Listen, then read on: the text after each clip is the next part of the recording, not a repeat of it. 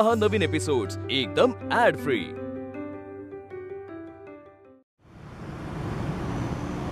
टग्या, हट्ट नको ना करूस बाळा, खाऊन घे। तू पण करतेस ना हट्ट घरात न येण्याचा, मग मी पण नाही खाणार। हे बघ, सगळेजण खातायत आमरसपुरी।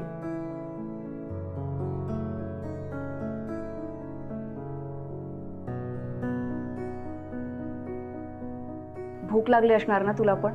उपाशी आहेस ना तू? हा, राहीन मी उपाशी। जेव्हा मी आधी आलो होतो ना, तेव्हा तुम्ही दोघं जसे एकमेकांशी वागत होता ना, जसे एकमेकांशी बोलत होता, तसेच बोला। नसेल तर मी उपोषण कंटिन्यू करेन, तू ठरव। हे बघ टग्या, मी आईला फोन करेन ना तुझ्या। करू फोन? सांगू आईला काय करतोयस तू इथे? आनंदी, तिला सांगून ती मला मारायला इथे येणार आहे, पण आईला इथलं काहीच माहिती नाही ग। तिला जर कळलं ना तुम्ही दोघे एकमेकांशी बोलत नाही, तर मग ती माई मावशीला सांगेल, आणि माई मावशीला कळलं तर अख्ख्या गावाला कळलंच म्हणून समज।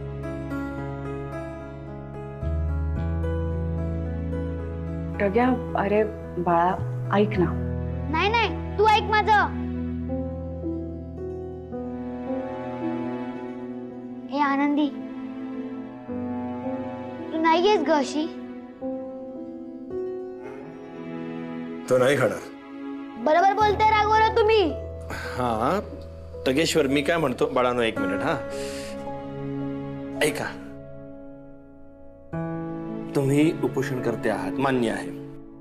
आता उपोषण करताना ते खात नाहीत, पण बोलायला मनाई नसते, ऐकायला मनाई नसते।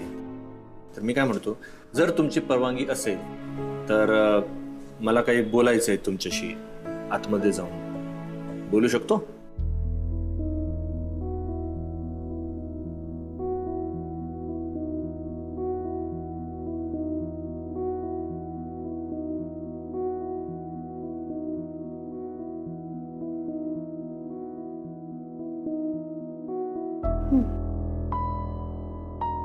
आनंदी, तू इथेच बसा।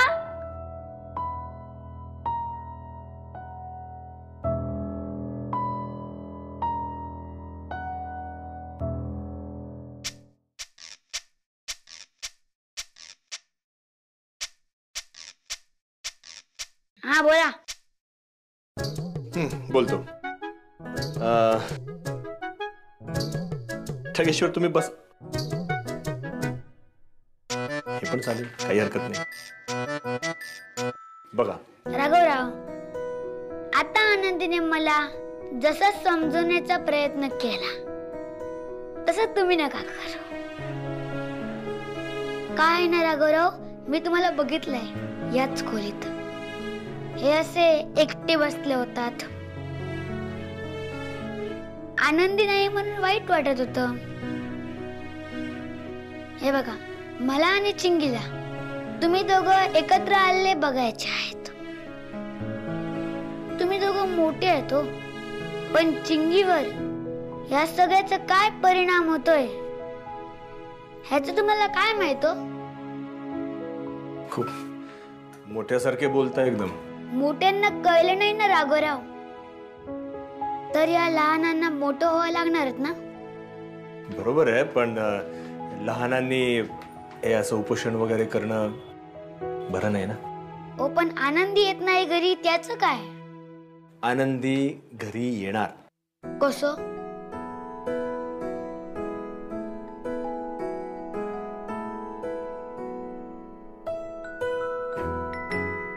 काय याव? मंगळसूत्र?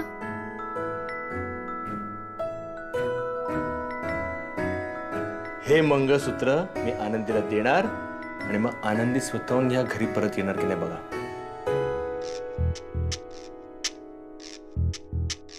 मंगळसूत्रासाठी बोलणं सोडणारी माझी आनंदी नाही राघवराव। हे नुसतं मंगळसूत्र नाहीये, माझ्या आयुष्यातली आनंदीची जागा जी ह्यापुढे कायम तिचीच असणार आहे, ती घरात परत आल्यानंतर.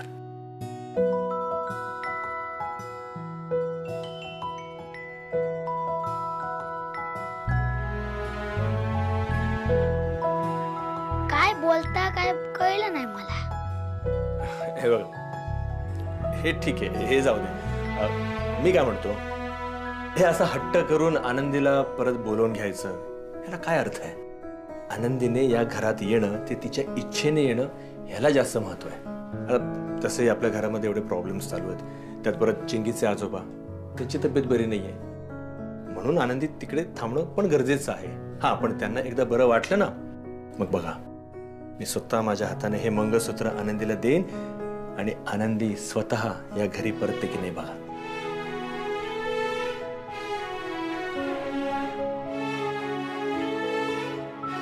पण मी नसे नव तेव्हा मला कसं कळेल ती आली की नाही आली? नाही नाही, त्याची काळजी करू नका ना तुम्ही थांबा ना. बरं, समजा तुम्ही गावी असाल तर मी स्वतःहून तुम्हाला गाऊन पुन्हा बोलावून घेईन. नक्की? नक्की. बरं, मी काय म्हणतो, आता हे सगळं ठीक आहे. आनंदीने इतक्या मायेनं तुमच्यासाठी आमरसपुरी बनवली आहे, तेवढा आता खाऊन घ्या ना, नाही तर तिला खूप वाईट वाटेल. आणि तुम्ही उपाशी राहिला तर ती पण उपाशी राहणार. मग ती उपाशी राहिलेली चालेल तुम्हाला? मग खाणार ना? काय आहे ना राघवराव, तुमचा आग्रह मला मोडवत नाही. तुम्ही म्हणताय तर खातो. येताय?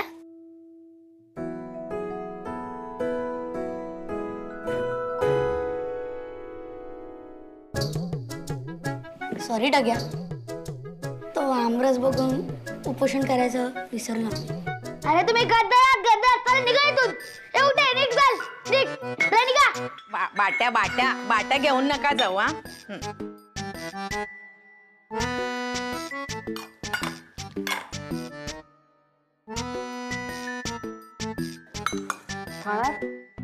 कसं आहे ना आनंदी, तू हे सगळं मगाशी बनवून आणलंय, त्यामुळे काय ना पुरी आता थंड झाले. मला हवाय पण गरमागरम पुऱ्या पाहिजे. मला गरमागरम पुऱ्या जागच्या जागी बनवून दे. चल खाली, तुझ्यासाठी गरमागरम पुऱ्या बनवते. भूक लागली असेल ना? येतो राघवराव. हे पकडते वर्ष, तू हे चला, चल चिंगी. हात दे ग मला जरा. ये ए, ये. अरे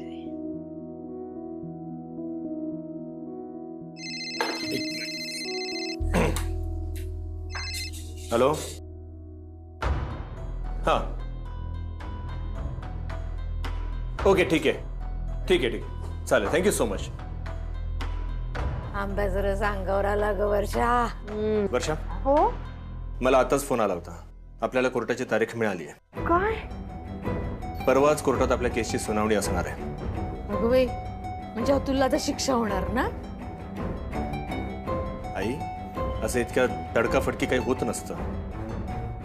दादा, तुझी सगळी तयारी आहे ना? म्हणजे कोर्टात सगळं व्यवस्थित होईल ना? माझी पूर्ण तयारी झाली आहे, सगळं व्यवस्थित आहे, अजिबात काळजी करू नकोस. मी आता कोर्टातच जायला निघालोय.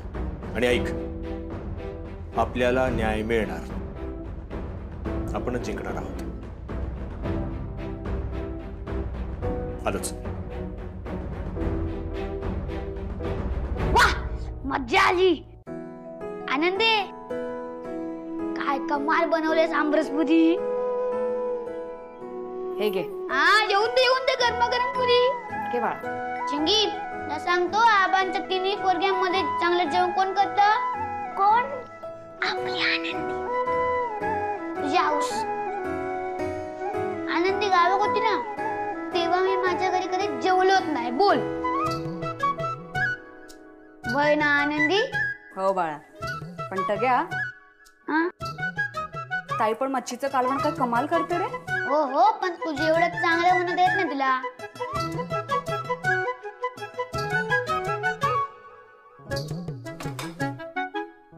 टग्या,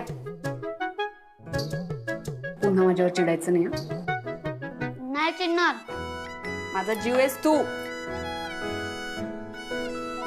आणि तू पण.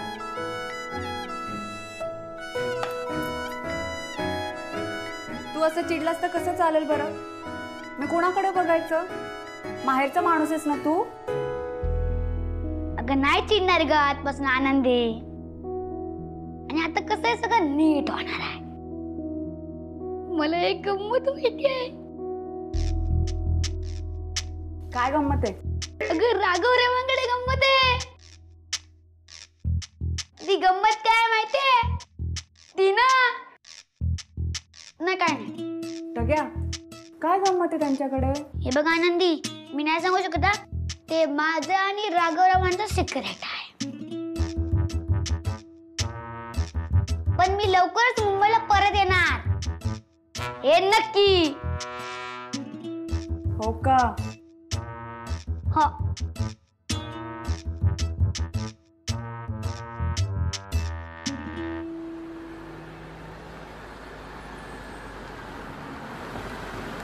अहो कर्णिक साहेब थांबा थांबा थांबा थांबा थांबा थांबा. अहो पार्किंग फुल आहे आज. अहो पण मी तर इथेच पार करतो ना. अहो इनामदार साहेबांच्या गाड्या आल्यात ना, त्याच्यामुळे सगळी पार्किंग फुल आहे बघा. इनामदार सर? हो. आज इकडे कसं काय? अहो त्यांची केस आहे ना आज, म्हणून ते आलेत. अच्छा, बरं मग आता मी कुठे पार्क करू? आज तुम्ही ना गाडी अशी फिरवून मागे घेऊन जावा. अहो मला 15 मिनिटं चालत यावं लागेल. आता मी तरी काय करणार साहेब? बघा ना, पार्किंग सगळी फुल आहे. बरं ठीक आहे.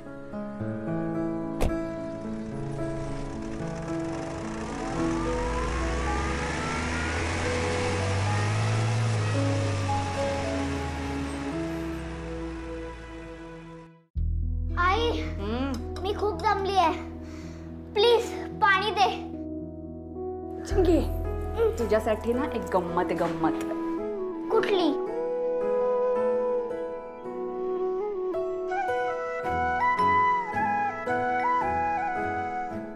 टडॅन.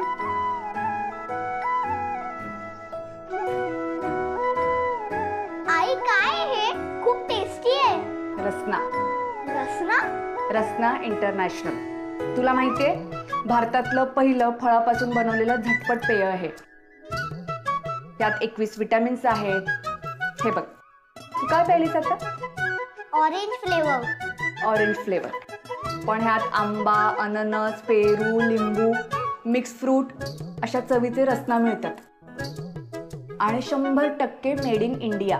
वाव आई, मला रोज थकून आल्यावर रसना देत जा. रसनाच देणार.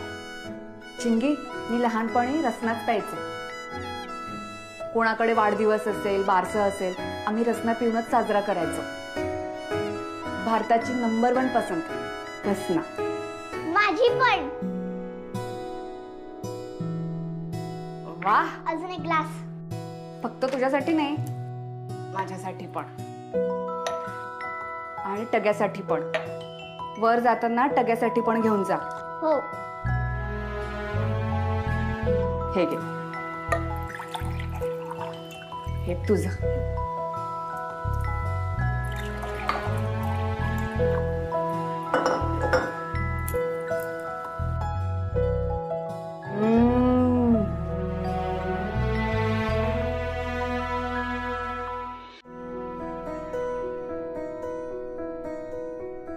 हो कर्णिक साहेब. जाधव काय? आवाज इनामदार साहेब आलेत ना, त्याच्यामुळे आज चेंबर सगळे रिझर्व आहेत. मी आत नाही जाऊ शकत आज. सॉरी. नाही ठीक आहे, हरकत नाही.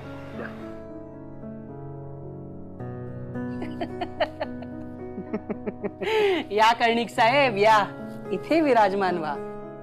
आम्ही काय मूर्खच आहोत ना इथे वाट बघायला. अरे बाबा, आज आपल्याला किंमत नाहीये, कारण आज इनामदार सर आलेत ना. राघव, तू बराच केसेस जिंकलायस रे, आणि खूप हुशार वकील सुद्धा आहेस. पण इनामदार सरांनी एवढं यश मिळायला हवं म्हणजे कसं इथे असं बाहेर नाही थांबावं लागणार ना. इनामदार सर आहेत ते. विसरलास? त्यांच्याच हाताखाली आपण शिकलेलो आहोत ना. ही वकिलीची परीक्षा आपण पास झालो तर त्यांच्याचमुळे. अरे ह्या लोकांनी त्यांना जागा दिली नसती तर आपण दिली असती. एवढं तुला का वाईट वाटावं? तू मोठा माणूस आहेस, तूच असं बोलायला लागल्यानंतर आम्ही काय बोलायचं यार. बरं पण इनामदार सर फॅमिली कोर्टात काय करतात? कुठली केस आहे कळलं का? तुला काय कळलं का? I don't know. Even I don't know. बाजूला वा, इनामदार सर आले आहेत. बाजूला वा, बाजूला बाजूला बाजूला.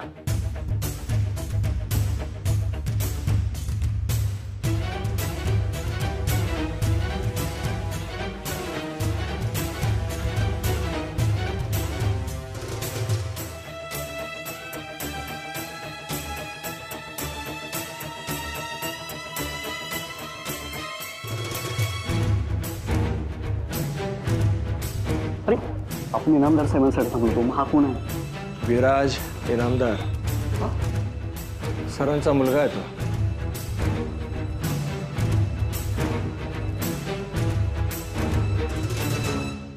बऱ्याच केसेस सलग जिंकल्यात त्याने. इनामदार सरांच्या पावलांवर पाऊल ठेवून चालतो तो. काय सांगतोस?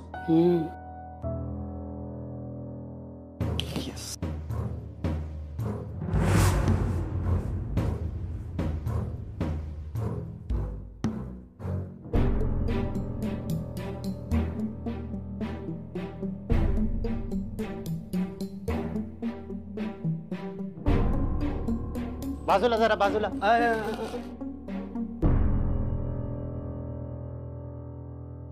राघव कर्णिक, राईट?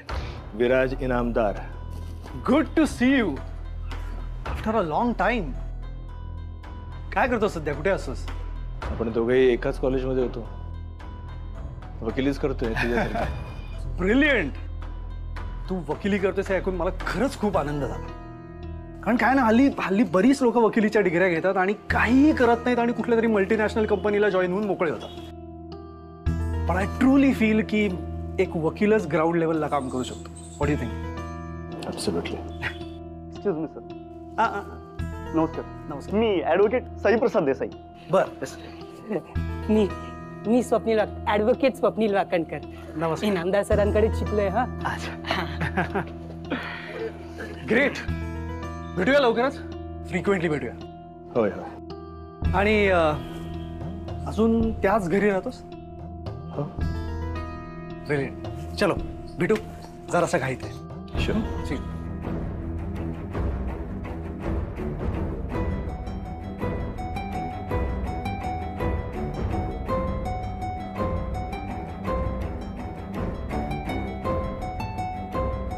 राघव, इनामदार सरांचा मुलगा तुझा मित्र आहे? मित्र नाही म्हणू शकत. मग कोण येतो तुझा?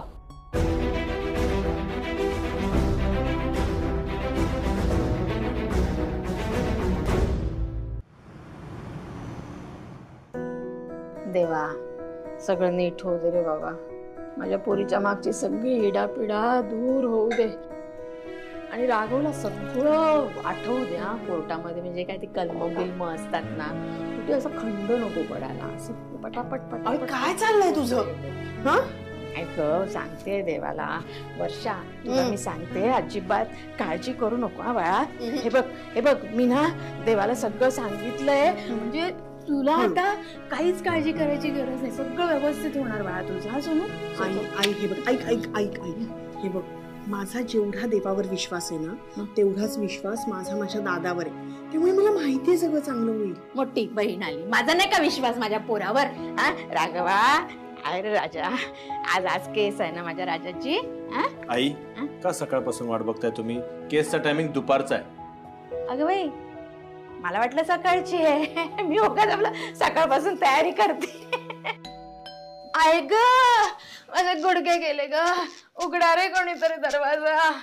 आहे का कोणी घरात माझं स्वतःच असं?